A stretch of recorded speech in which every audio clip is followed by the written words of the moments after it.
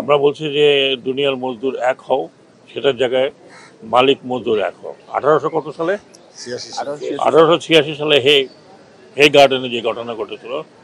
Bundle থাকলে প্রতি সেনমানিতে টাকা বাঁচবে। বিকাশ সেনমানি বান্ডেল কিনে জিতুন প্রতি লেনদেনে। ওই হে মার্কেট হে গার্ডেন যে ঘটনা ঘটেছিল সেই তাই সেলিব্রেট করা হচ্ছে যুগে যুগে। বাট এবার বাংলাদেশে একটু নতুন আঙ্গিকে আমরা সেলিব্রেট করার চেষ্টা করছি। আমরা বলছি যে দুনিয়ার মজদুর এক হও, সেটার জায়গায় মালিক মজদুর এক হও। কারণ মালিক মজদুর যদি সম্পর্ক ভালো না থাকে তাহলে সেই শিল্প কারখানা প্রগ্রেস করতে পারে না। আমরা এখন যেটা দেখেছি যে অনেক মালিকের গাফিলতি আছে, অনেক মালিক এই শিল্পকে অনেক আগিয়ে নিয়ে গেছে। তো কাজেই মালিক মজদুর এক না হওয়া পর্যন্ত একটা ভালো পরিবেশ তৈরি হয় না, যেটা সরকারের তরফ থেকে আমরা চেষ্টা করছি।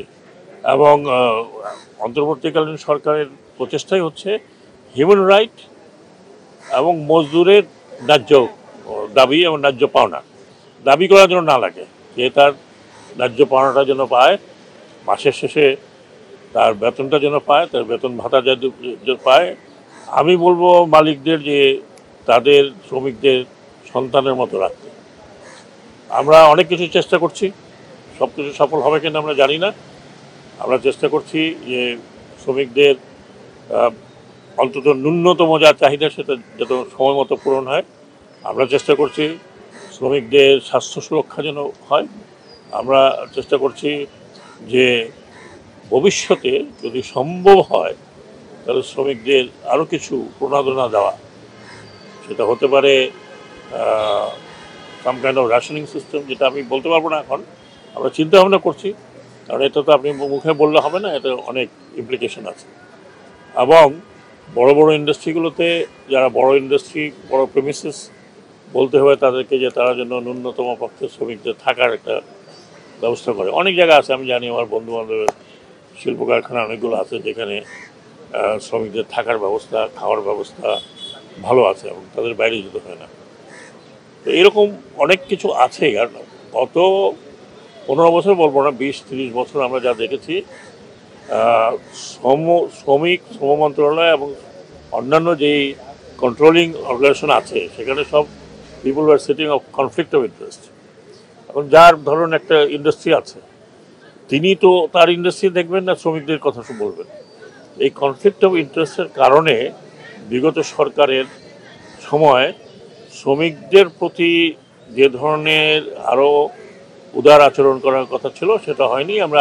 আমি আইএলওতে গিয়ে তাই বুঝলাম যে আমাদের উপরে প্রায় স্যাংশন হচ্ছিল। সেটার থেকে আমরা আমাদের নীতি বদলাচ্ছি। সেগুলো তো তুলে ধরার পর তাদেরকে ইনভাইট করা হয়েছে আসার জন্য, দেখার জন্য যে আমরা আমাদের ল কীভাবে পরিবর্তন করছি। এবং এটা শুধু যে আইএলও বলেছে তা নয়, আমি মনে করি যে একটা মানবিক দৃষ্টিকোণ থেকেও করতে হবে। কিন্তু অনেক শ্রমিক এখনও তো ইনক্লুড হয়নি। যেমন এখন কথা উঠছে অপ্রচলিত শ্রমিক, যারা ইট ভাঙছে বা নির্মাণ কাজে নিয়োজিত, নির্মাণ ফার্মগুলো এখন পর্যন্ত আমাদের বিএলএর ধারার মধ্যে আসলেও আসেনি।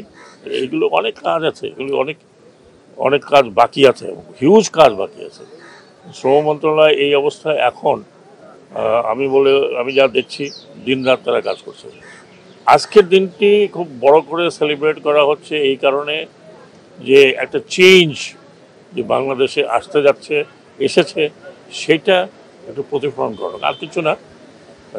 একটা খুব যে আমরা অনেক কিছু করে ফেলেছে তা দেখাচ্ছে তা নয়, কিন্তু ভবিষ্যতে যে একটা চেঞ্জ আসছে সেই চেঞ্জটা যাতে বজায় থাকে সেটাই পাবলিকলি ডেমনস্ট্রেশন করা দরকার। ধন্যবাদ।